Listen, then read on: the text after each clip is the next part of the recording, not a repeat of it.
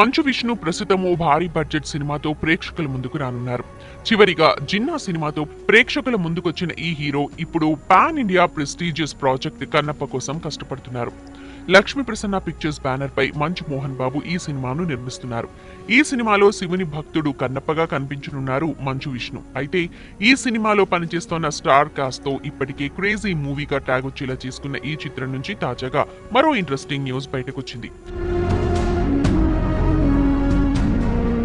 నందమూరి నటసింహం బాలయ్య కూడా ఈ సినిమాలో కీ రోల్ చేస్తున్నారన్న టాక్ ఇండస్ట్రీ నుంచి వస్తోంది.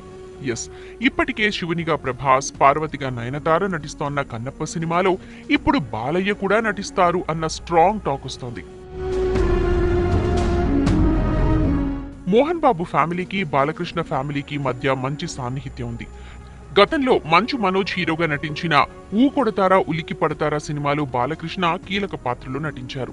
ఇప్పుడు కన్నప్ప కోసం బాలయ్య రెడీ అవుతున్నారట. త్వరలోనే దీనిపై క్లారిటీ కూడా రానుందట.